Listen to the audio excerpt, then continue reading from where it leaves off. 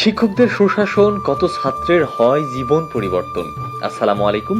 চলুন আজ একটু ঘুরে আসা যাক চুয়াডাঙ্গা জেলার আলমডাঙ্গা থানার চিতলা ইউনিয়নাধীন চিতলা হুদাপাড়া রৈথনপুর মাধ্যমিক বিদ্যালয় থেকে।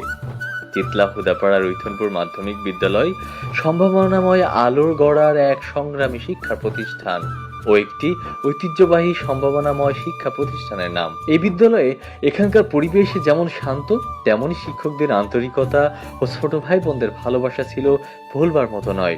এই বিদ্যালয়টি সবুজ প্রকৃতি, গাছগাছালি আর সুন্দর মনোরম পরিবেশে গড়ে উঠেছে। চারদিক থেকে ছুটে আসা শিক্ষার্থীদের মাঝেও আছে মানুষের মতন মানুষ হওয়ার অদম্য আগ্রহ। বর্তমানে এই বিদ্যালয়টিতে 500-এর অধিক শিক্ষার্থী নিয়মিত পাঠ গ্রহণ করেই চলেছে। লেখাপড়ার মান ও পরীক্ষার ফলাফল এবং সহশিক্ষা কার্যক্রমে এই বিদ্যালয় অনেকবার উপজেলার মধ্যে প্রথম স্থান অর্জন করেছে, যা নিঃসন্দেহে প্রশংসার যোগ্য। এমন একটি বিদ্যালয়ে নিয়মিত শিক্ষা কার্যক্রম পরিচালনা করে আসছেন বিদ্যালয়ের শিক্ষকগণ। তাদের এই অদম্য প্রচেষ্টার কারণে অনেকেই হয়েছেন এই জাতির সূর্য সন্তান। চলুন জেনে আসা যাক এই বিদ্যালয়ের শিক্ষকগণদের কাছ থেকে বিদ্যালয়ের আন্তঃপান্ত সহ বিদ্যালয়ের প্রাক্তন ছাত্রছাত্রীদের নিয়ে মূল্যবান কিছু কথা। আসসালামু আলাইকুম স্যার। ওয়ালাইকুম আসসালাম। ভালো আছেন আপনারা সবাই? আমরা ভালো আছি, আপনি কেমন আছেন? আলহামদুলিল্লাহ স্যার, আপনাদের কাছে এসে খুবই ভালো লাগছে।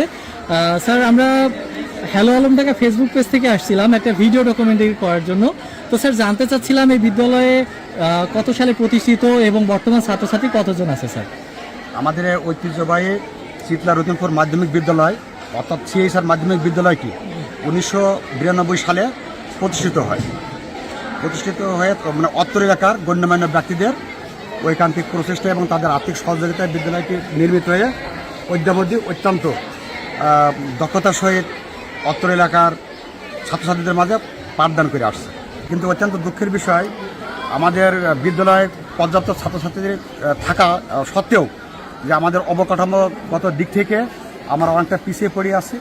আমাদের 4তলা ভবনের 1তলা সম্পন্ন হইলেও উপরের যে সম্প্রসারণ 4তলা সেটা এখন আমাদের বিদ্যালয়ে সম্পন্ন হয়নি। এর জন্য আমাদের শ্রেণী কার্যক্রম ব্যাহত হয়। বর্ষার দিনে আমাদের যে টিন শেড যে শ্রেণী কক্ষগুলো আছে এবং পাশে আমাদের মাঠ হয়, গরমের সময় বা বর্ষার সময় ঝড় বৃষ্টি বাদলায় আমাদের শ্রেণী কার্যক্রম ব্যাহত হয়। এ ব্যাপারে আমরা যদি অবকাঠামোগত উন্নতি হয় বা আমাদের বিদ্যালয়ের পর্যাপ্ত যদি আমরা শ্রেণীকক্ষ নির্মিত হয় বা ঊর্ধ্বতন কর্তৃপক্ষ যদি এই ব্যাপারে আমাদের দিকে মানে দৃষ্টি দেয়, তাহলে আমরা ছাত্রছাত্রীদের আরও সুন্দর এবং সঠিকভাবে পাঠদান করে আমরা আমাদের এলাকার শিক্ষার মানকে আরও উন্নতি করতে পারবো ইনশাল্লাহ। এই বিদ্যালয়ের শিক্ষকগণ শুধু পাঠ্য বইয়ের মধ্যেই সীমাবদ্ধ নন। এই বিদ্যালয়ের লেখাপড়ার পাশাপাশি শিক্ষকগণ শিখিয়ে থাকেন সাংস্কৃতিক চর্চা, বিতর্ক প্রতিযোগিতা, অনুষ্ঠান, চিত্র অঙ্কন সহ নানান ধরনের খেলার ইভেন্ট। তবে দুঃখজনক ব্যাপার, এত সাফল্য ছাপিয়েও দেখা যায় এক নির্মম বাস্তবতা। বিদ্যালয়ের অবকাঠামো দুরবস্থা, এখনো টিনের চাল, খোলা জানালার শ্রেণীকক্ষ আর পর্যাপ্ত কক্ষের অভাবে শিক্ষার্থীরা চরম ভোগান্তির মধ্য দিয়ে শিক্ষা গ্রহণ করেছে। বর্ষার সময় বৃষ্টির পানি, গ্রীষ্মের চরম গরম আর শীতের ঠান্ডা বাতাস সবই যেন প্রতিদিনকার চ্যালেঞ্জ। তবুও শিক্ষার্থীরা দমে না গিয়ে স্বপ্ন দেখে বহুদূর এগিয়ে যাওয়ার, এগিয়ে যায় আলোর পথে। এই বিদ্যালয়ে সাফল্য প্রমাণ করে পরিকাঠামো দুর্বল হলেও মনোবল যদি দৃঢ় থাকে তবে এগিয়ে যাওয়া সম্ভব। এখনো সময় এসেছে সরকারের, জনপ্রতিনিধি ও সমাজের সচেতন মহলের এগিয়ে আসার। চিতলা হুদাপাড়া রৈথনপুর মাধ্যমিক বিদ্যালয় ডিজার্ভ এ বেটার ফিউচার। একটি উন্নত পরিপাটি আধুনিক বিদ্যালয় হিসেবে গড়ে উঠুক এই প্রতিষ্ঠানের পরবর্তী অধ্যায়। যাদের এই বিদ্যালয় প্রাঙ্গণের দুরন্ত পানার শেষ ছিল না, সেই সকল ছাত্রছাত্রী আজ কে কোথায় সেই আমার ছোট্টবেলার বন্ধুটি। আজ জীবন ও জীবিকার তাগিদে সবাই ছড়িয়ে ছিটিয়ে আছে দেশ ও বিদেশে। তাদের হয়তো মনে পড়ে যায় এই বিদ্যালয় প্রাঙ্গণের আর এই শিক্ষকদের কথা। জীবনের সেরা সময়টা ছিল এই বিদ্যালয় প্রাঙ্গণে। জীবনের 5টি বছর কেটেছে এই বন্ধু খোঁজার গল্পেও।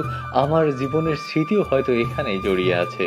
অনেকের স্মৃতি, অনেকের জীবনের সব থেকে সেরা মুহূর্ত আর কত খুনসুটি আর বন্ধু খোঁজার গল্প নিয়ে আজকে আমরা হ্যালো আলমডাঙ্গা ফেসবুক পেজের পক্ষ থেকে ছিল ছোট্ট একটা প্রচেষ্টা মাত্র। তবে আজ এই পর্যন্তই। আগামীকাল আবার দেখা হবে নতুন কোনো ভিডিও নিয়ে। সে পর্যন্ত সবাই ভালো থাকবেন, সুস্থ থাকবেন। আল্লাহ হাফেজ।